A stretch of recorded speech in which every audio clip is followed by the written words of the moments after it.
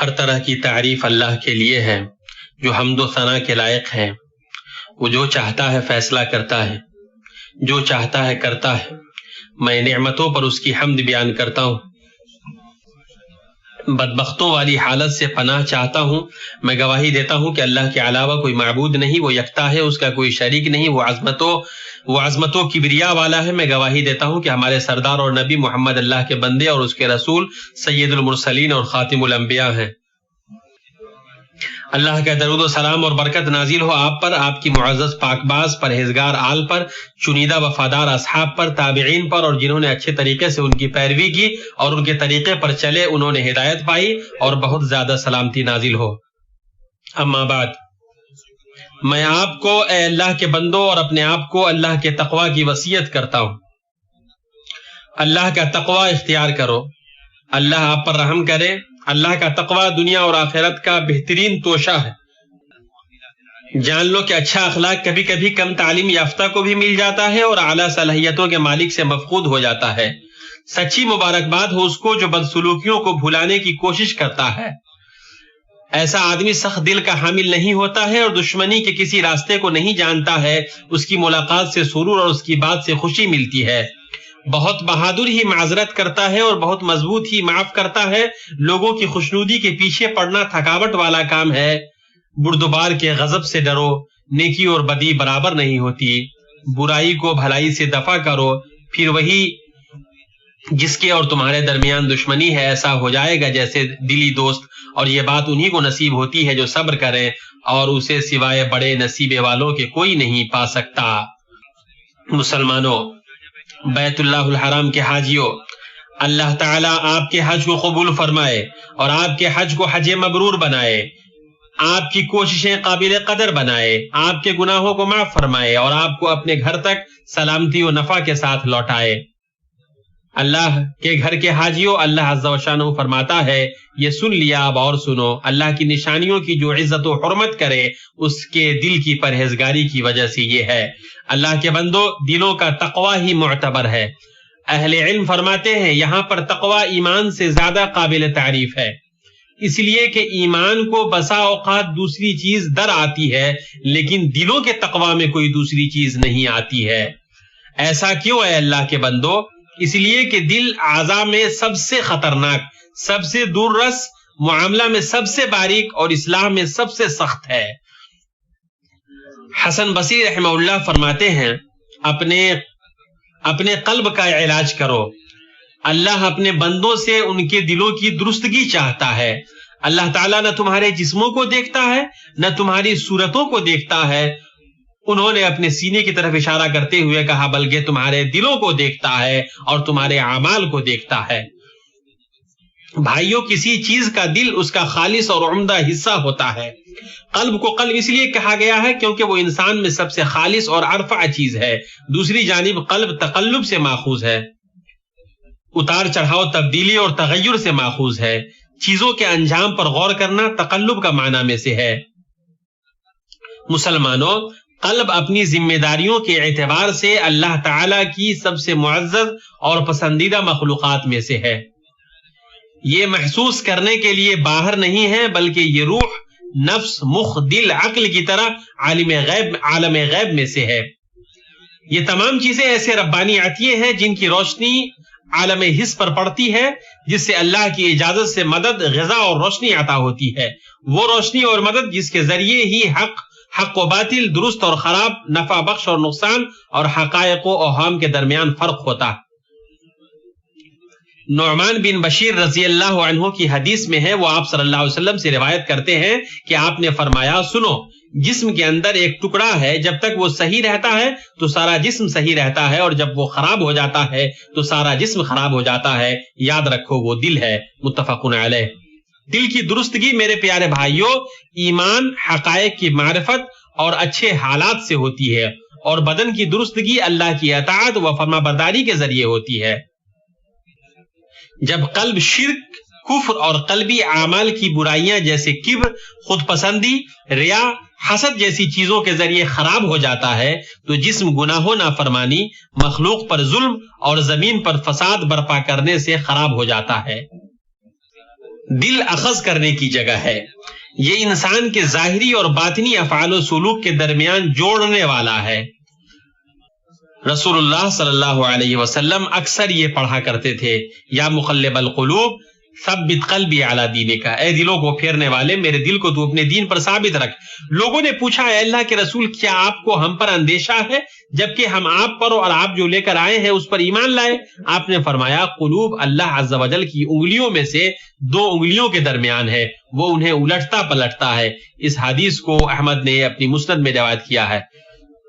نبی صلی اللہ علیہ وسلم کی قسم میں سے تھا، لا ومقلب القلوب، دلوں کو پھیرنے والے کی قسم، رواہ البخاری۔ بھائیو، قلب ہر بھلائی کا مسکن ہے۔ اللہ سبحانہ کی اس قول میں خیر اور قلب ایک ساتھ آئے ہیں۔ اگر اللہ تعالیٰ تمہارے دلوں میں نیک نیتی دیکھے گا تو جو کچھ تم سے لیا گیا ہے اس سے بہتر تمہیں دے گا، اور پھر گناہ بھی معاف فرمائے گا، اور اللہ بخشنے والا مہربان ہے۔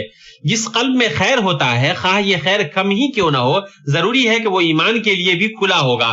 اللہ سبحانہ کے اس قول پر غور کرو، یہی لوگ ہیں جن کے دلوں میں اللہ تعالیٰ نے ایمان کو لکھ دیا ہے اور جن کی تائید اپنی روح سے کی ہے۔ اور اللہ عز و شانہ کے اس فرمان پر، لیکن اللہ تعالیٰ نے ایمان کو تمہارے لیے محبوب بنا دیا ہے اور اسے تمہارے دلوں میں زینت دے رکھی ہے۔ منافقوں کے بارے میں اللہ کے اس فرمان پر بھی غور کرو، اے رسول، آپ ان لوگوں کے پیچھے نہ کوڑیے جو کفر میں سبقت کر رہے ہیں، خواہ وہ ان منافقوں میں سے ہوں جو زبانی تو ایمان کا دعویٰ کرتے ہیں لیکن حقیقتاً ان کے دل با ایمان نہیں۔ ایمان دلوں کی زندگی اور آسائش ہے۔ جب ایمان دل میں بیٹھ جاتا ہے تو اس کی روشنی جسم پر پھیل جاتی ہے۔ مسلمانوں، دل کے کچھ اعمال اسی کے ساتھ خاص ہیں۔ یہ اعمال بندے کے تصرفات، احساسات اور حالت بدلنے کے وقت ظاہر ہوتے ہیں، اور وہ یہ ہیں: محبت، خوشی، رنج، غم، ملال، غصہ، کینہ، حسد، مکر، بدخواہی، غضب، فہم، شعور اور ادراک۔ اللہ عز و شانہ نے کچھ لوگوں کے بارے میں فرمایا، ان کے دل ایسے ہیں جن سے نہیں سمجھتے۔ دلوں کے سب سے اہم اور بڑے اعمال میں سے قصد اور نیت ہے۔ یہ وہ چیز ہے جس کا قلب عزم و ارادہ کرتا ہے۔ صحیح حدیث میں ہے، عمل کا دار و مدار نیت پر ہے، اور ہر انسان کے لیے وہی ہے جس کی اس نے نیت کی ہے۔ اس حدیث کو صحیح ہے نے روایت کیا ہے۔ نیت عبادات میں عادات کو عبادات سے الگ کرنے، عبادتوں کو ایک دوسرے سے الگ کرنے میں رکن رکین ہے، بلکہ عادتوں کو عبادات میں بدل دیتی ہے، اور نیت کا بگاڑ عبادتوں کو بگاڑ دیتا ہے۔ اخلاص فقط نیت کی سچائی اور قلب کی صفائی کا نام ہے۔ دلوں کے اعمال میں سے استقامت بھی ہے، اس سے وقار اور سکینت پیدا ہوتی ہے۔ استقامت جب بندے کو مل جاتی ہے تو وہ اضطراب و بے چینی سے محفوظ رہتا ہے، وہ صورتحال کو سمجھنے لگتا ہے اور مستقبل کے لیے کام کرتا ہے۔ نبی صلی اللہ علیہ وسلم نے حضرت معاذ کو یمن بھیجتے وقت فرمایا، اللہ تعالیٰ تمہارے دل کو ثابت قدم رکھنے والا ہے اور تمہارے دل کو ہدایت دینے والا ہے۔ اس حدیث کو احمد، ابو داؤد اور ترمذی نے روایت کیا ہے اور کہا ہے کہ حدیث حسن ہے۔ مسلمانوں، دلوں کی ایسی عظیم صفات ہیں جن سے ایمان کے مظاہر اور حقائق نمایاں ہوتے ہیں۔ دلوں کی زندگی اور آسائش اور بندے کی استقامت و درستگی جلوہ گر ہوتی ہے۔ ان میں سے بے عیب دل ہے۔ اللہ تعالیٰ کا فرمان ہے، جس دن کے مال اور اولاد کچھ کام نہ آئے گی، لیکن فائدہ والا وہی ہوگا جو اللہ تعالیٰ کے سامنے بے عیب دل لے کر جائے۔ نبی صلی اللہ علیہ وسلم کی دعا میں سے ہے، اللہم انی اسألوک قلبا سلیما، اے اللہ میں تجھ سے بے عیب دل مانگتا ہوں۔ اس حدیث کو احمد، ترمذی اور نسائی نے شداد بن اوس سے صحیح سند کے ساتھ روایت کیا ہے۔ قلب سلیم کا حامل گندگی، شک، شرک، برائی، گمراہی سے محفوظ رہتا ہے۔ اس کا ظاہر باطن کی طرح ہوتا ہے اور اس کے راز کو اس کے جوارح بیان کرتے ہیں۔ اس میں معبود کے لیے اخلاص اور یکسوئی کے ساتھ خود سپردگی پیدا ہوتی ہے۔ اللہ کے شریعت کی اتباع مسلمان اور یکسو ہو کر کرتا ہے۔ اللہ تعالیٰ کا فرمان ہے، باعتبار دین کے اس سے اچھا کون ہے جو اپنے کو اللہ کے تابع کر دے اور ہو بھی نیکوکار، ساتھ ہی یکسوئی والے ابراہیم کے دین کی پیروی کر رہا ہو۔ سنو، جو بھی اپنے آپ کو خلوص کے ساتھ اللہ کے سامنے چکا دے، بے شک اسے اس کا رب پورا بدلہ دے گا۔ اس پر نہ تو کوئی خوف ہوگا اور نہ غم اور اداسی۔ اخبات دلوں کے عظیم صفات میں سے ہے۔ اخبات اللہ کے لیے تسلیم اور قرار کا نام ہے۔ حافظ ابن قیم رحم اللہ فرماتے ہیں جان لو کہ جب بندے کا قدم اخبات کے مقام پر جم جاتا ہے اور متمکن ہو جاتا ہے تو اس کی ہمت بلند ہو جاتی ہے، اس کا نفس اونچا ہو جاتا ہے، وہ کسی تعریف سے خوش نہیں ہوتا ہے نہ کسی مذمت سے غمگین، وہ اپنے مفاد سے نکل جاتا ہے اور ایمان و یقین کی چاشنی اس کے دل سے آ ملتی ہے۔ اللہ سبحانہ کے اس قول کو پڑھو، اور اس لیے بھی کہ جنہیں علم عطا فرمایا گیا وہ یقین کر لیں کہ یہ آپ کے رب ہی کی طرف سے سراسر حق ہی ہے، پھر وہ اس پر ایمان لائیں اور ان کے دل اس کی طرف جھک جائیں۔ دل کے صفات میں سے ڈر بھی ہے، اللہ کا فرمان ہے بس ایمان والے تو ایسے ہوتے ہیں کہ جب اللہ تعالیٰ کا ذکر آتا ہے تو ان کے قلوب ڈر جاتے ہیں۔ ارباز بن ساریہ کی حدیث میں ہے رسول صلی اللہ علیہ وسلم نے ہم لوگوں کو ایسا آواز کیا جس سے قلوب ڈر گئے۔ اسے حدیث کو ابو داؤد ترمذی نے روایت کیا ہے۔ اہل ایمان نے جو بھی طاعت اور عمل صالح انجام دیا ہے، رد اور نہ قبول کیے جانے کے خوف سے وہ ڈر اور تشویش میں ہوتے ہیں۔ اس خوف کا سبب اللہ کا اجلال، عظمت، ہیبت اور بادشاہت ہوتی ہے۔ ڈرنے والا دل ایک طاعت سے دوسری طاعت کی طرف منتقل ہوتا ہے، اس دن سے ڈرتے ہوئے جس دن بہت سے دل اور بہت سی آنکھیں الٹ پلٹ ہو جائیں گی۔ اس کے بعد رجوع ہونے والا دل ہے۔ اللہ سبحانہ نے اس طرح کے دل والوں کے تعلق سے فرمایا، یہ ہے جس کا تم سے وعدہ کیا جاتا تھا، ہر اس شخص کے لیے جو رجوع کرنے والا اور پابندی کرنے والا ہو، جو رحمان کا غیبانہ خوف رکھتا ہو اور توجہ والا دل لایا ہو۔ انابت جب قلب میں جاگزی ہو جاتی ہے تو اس کو اس مقام پر پہنچا دیتی ہے جو انبیاء کی صفوں کے سے قریب کر دے۔ اللہ سبحانہ نے ابراہیم خلیل علیہ السلام کی خوبی بیان کرتے ہوئے کہا، بے شک ابراہیم بڑے تحمل والے، نرم دل اور رجوع کرنے والے تھے۔ مطمئن قلب اللہ کے بندو، اس پر اللہ عز و جل کا یہ فرمان دلالت کرتا ہے۔ نبی صلی اللہ علیہ وسلم نہ ڈرنے والے قلب سے پناہ مانگتے تھے۔ اس حدیث کو مسلم نے اپنی صحیح میں زید بن ارقم رضی اللہ عنہ سے روایت کیا ہے۔ خشوع، انکساری، عاجزی، خضوع اور خوف کو شامل ہے۔ ان تمام کا دار و مدار اس پر ہے کہ چھوٹی اور بڑی ہر چیز میں غیر اللہ سے رشتہ کو چھوڑ دیا جائے۔ اللہ کے بندو، قلب اس وقت درست ہوتا ہے جب اللہ کو پہچانتا ہے اور اس کی اطاعت کرتا ہے، اللہ سے ڈرتا اور خوف کھاتا ہے، اس کی حدود پر رک جاتا ہے اور اپنے کھانے پینے اور کپڑے کو درست رکھتا ہے۔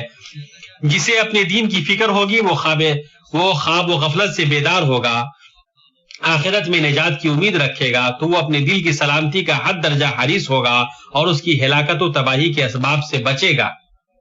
حسن کا قول ہے، جان لو کہ ہرگز تم اللہ سے اس وقت تک محبت نہیں کر سکتے ہو جب تک تم اس کی طاعت سے محبت نہ کرو۔ یحییٰ بن معاذ فرماتے ہیں، وہ شخص سچا نہیں ہے جو اللہ کی محبت کا دعویٰ کرے اور اس کی حدود کی حفاظت نہ کرے۔ جس نے دنیا سے محبت کیا اس کے پاس کوئی ایسی چیز نہیں ہے جسے وہ اپنے نفس کی خواہشات پر فوقیت دے۔ اس کے بعد اللہ کے بندو، قلب مجاہدہ، چنیدہ نیکوکاروں کی صحبت اور اللہ عز و جل سے سچے تعلق سے زندہ ہوتا ہے۔ قلب میں محبت جتنی بڑھے گی بندگی اتنی زیادہ ہوگی، اور جتنی زیادہ اپنے رب کے تئیں بندگی زیادہ ہوگی اتنی محبت بڑھے گی۔ پھر نیک اعمال اپنی تمام قسموں اور راہوں کے ساتھ اور اس چیز کے ساتھ حاصل ہوں گے جو اللہ اپنے بندوں کے لیے کھولے گا۔ خوش وقت وہ ہے جسے اللہ نے خوش وقت بنایا، بد وقت وہ ہے جسے اللہ نے گمراہ کر دیا۔ قلوب اللہ کے ہاتھ میں ہے، وہ ان کو جیسے چاہتا ہے گھماتا ہے، اس کے علاوہ کوئی معبود نہیں۔ اعوذ باللہ من الشیطان الرجیم۔ اللہ تعالیٰ کا فرمان ہے، کیا انہوں نے زمین میں سیر و سیاحت نہیں کی جو ان کے دل ان باتوں کے سمجھنے والے ہوتے یا کانوں سے ہی ان واقعات کو سن لیتے؟ بات یہ ہے کہ صرف آنکھیں ہی اندھی نہیں ہوتی بلکہ وہ دل اندھے ہو جاتے ہیں جو سینوں میں ہے۔ اللہ تعالیٰ مجھے اور آپ کو اور دنیا کے تمام مسلمانوں کو اپنی کتاب اور پیارے نبی کی سنت سے فائدہ پہنچائے۔ آپ اس سے معافی طلب کریں اس لیے کہ وہ بخشنے والا مہربان ہے۔ ہر طرح کی تعریف اللہ کے لیے ہے، ہر طرح کی تعریف اللہ کے لیے جو سب سے بڑا اور بلند و بالا ہے، نعمتوں اور فضلوں والا ہے۔ اما بعد مسلمانوں، انسان اپنے دو سب سے چھوٹے اعضاء دل اور زبان سے ہے۔ گناہ اور معاصی خوف اور گھبراہٹ کا سبب ہے اور طاعت سب سے بڑی حفاظت ہے۔ قلوب کو اطمینان و سکون صرف اللہ کے سایہ اور اس کی شریعت کے بارے میں ہو سکتا ہے۔ قلب کی بصیرت کا ختم ہونا، اس کی روشنی کا بجھنا اور قلب کا حق اور علم اور ہدایت کو دیکھنے سے عاجز رہنا شیطان کے پہلو اور ضلالت کے گڑھوں کی وجہ سے ہوتا ہے۔ اور کتنی دوری ہے اس دل کے درمیان جو اللہ کا تقرب حاصل کرتا ہے اور ہر معاملے میں اس کے ساتھ ہوتا ہے، اور اس قلب کے درمیان جسے شیطان معاصی اور گناہوں میں گراتا ہے۔ پیارے بھائیوں، قلب مریض ہوتا ہے، مرتا ہے اور اندھا ہوتا ہے۔ ایسا شخص جو پہلے مردہ تھا پھر ہم نے اس کو زندہ کر دیا اور ہم نے اس کو ایک ایسا نور دے دیا کہ وہ اس کو لیے ہوئے آدمیوں میں جلتا پھرتا ہے، کیا ایسا شخص اس شخص کی طرح ہو سکتا ہے جو تاریکیوں سے نکل ہی نہیں پاتا؟ قلوب کے سنگین ترین آفات میں سے اللہ کے ساتھ شرک، اس کے علاوہ کسی دوسرے سے رشتہ جوڑنا ہے۔ اللہ کے توحید اپنے آپ کو اس کے حوالے کرنے، تمام معاملات کو سپرد کرنے اور اس وحدہ لا شریک پر بھروسہ کرنے کی وجہ سے ہی درستگی، سلامتی، زندگی اور سلوک ہے۔ ہم اللہ کی پناہ چاہتے ہیں ان سے جنہوں نے کفر کے لیے اپنے سینوں کو کھولا۔ عظیم آفات میں سے بدعت میں گھسنا اور سنت کی مخالفت ہے۔ سب سے بہتر راستہ محمد صلی اللہ علیہ وسلم کا راستہ ہے اور سب سے بری چیز اس میں نئی چیز ایجاد کرنا ہے۔ نبی صلی اللہ علیہ وسلم نے مسلمانوں کی جماعت اور ان کے امام کو لازم پکڑنے اور ان سے الگ نہ ہونے کو کینہ اور خواہش سے دلوں کی پاکی کے اسباب میں سے قرار دیا ہے۔ آپ صلی اللہ علیہ وسلم کا فرمان ہے، 3 چیزیں ایسی ہیں جن میں مسلمان کا دل کبھی خیانت نہیں کرتا ہے: خالص اللہ کے لیے عمل، حکمرانوں کی خیر خواہی اور مسلمانوں کی جماعت کو لازم پکڑنا۔ اس حدیث کو اصحاب سنن نے عبداللہ بن مسعود اور زید بن ثابت رضی اللہ عنہما سے روایت کیا ہے۔ عظیم آفات میں سے شہوات کی پیروی کرنا اور اپنے آپ کو ان کے حوالے کر دینا ہے۔ ابن قیم فرماتے ہیں، گناہوں کی سزا میں سے یہ ہے کہ وہ قلب کی بصیرت پر پردہ ڈال دیتے ہیں، اللہ کی پناہ اس نور کو بجھا دیتے ہیں، علم کے راستے کو بند کر دیتے ہیں، ہدایت کے عناصر کو ڈھانپ دیتے ہیں۔ دل کے اندھا پن سے پہلے دل کے امراض جیسے تکبر، نفاق، استہزاء، حسد اور بگاڑ جیسے قلب کے دوسرے امراض آتے ہیں۔ اندھا دل عقل نہیں رکھتا، اس لیے کہ عقل دل کی روشنی ہے۔ خبردار، اللہ کا تقوی اختیار کرو، اللہ پر رحم کرے۔ جان لو کہ جب دل معاصی میں بہت زیادہ غرق ہوتا ہے تو حیرت و گمراہی کی گہرائی میں چلا جاتا ہے۔ دلوں کی بیماریوں کے ساتھ کجی، فسوق، مہر لگنے جیسے خطرناک حالات ہوتے ہیں۔ اس وقت وہ شیطان کے سپرد ہوتا ہے اور شیطان اس کو جہاں چاہتا ہے لے جاتا ہے۔ بندے کا ہلاک ہونا، اس کے قلب کا مر جانا گناہ اور معاصی کی زیادتی کی وجہ سے ہوتا ہے۔ اللہ تعالیٰ اور اس کے فرشتے پیارے نبی صلی اللہ علیہ وسلم پر درود بھیجتے ہیں، اے ایمان والو تم بھی ان پر درود و سلام بھیجو۔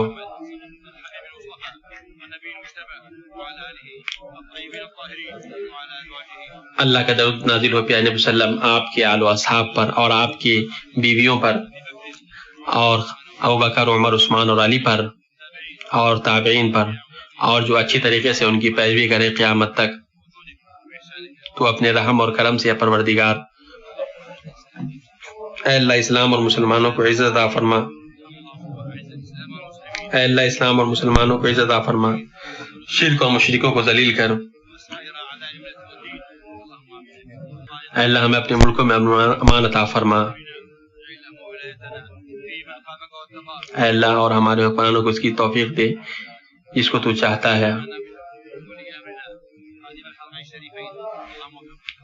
اے اللہ تو اپنی توفیق خادم حرمین شریفین کو عطا فرما،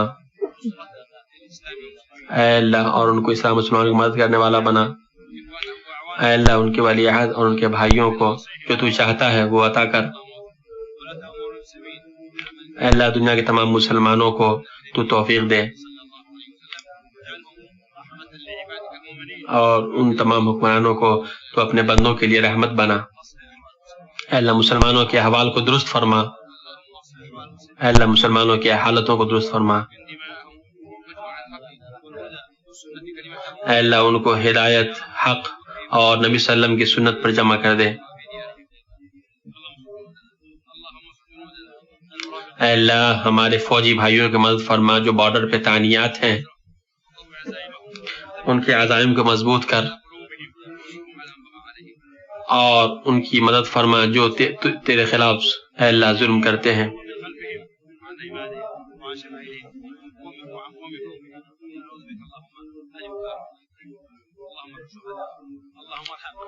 اے اللہ ہمارے درمیان جو شہید ہیں اے اللہ ان کو پر تو رحم فرما،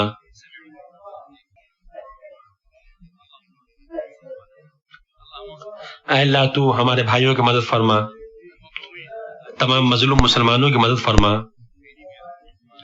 لیبیا، یمن، سوریا اور تمام جگہوں پر۔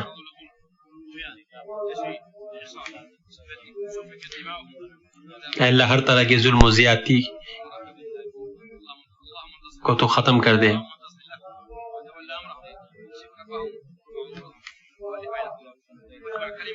اے اللہ مسلمانوں کے دلوں کو جوڑ دے، اے اللہ تو ظالموں کو پکڑ لے، اے اللہ تو ان کی جماعت کو یکجا کر دے، اے اللہ یہودیوں کو تو پکڑ لے، یہ غصب کرنے والے یہودیوں کو تو پکڑ لے،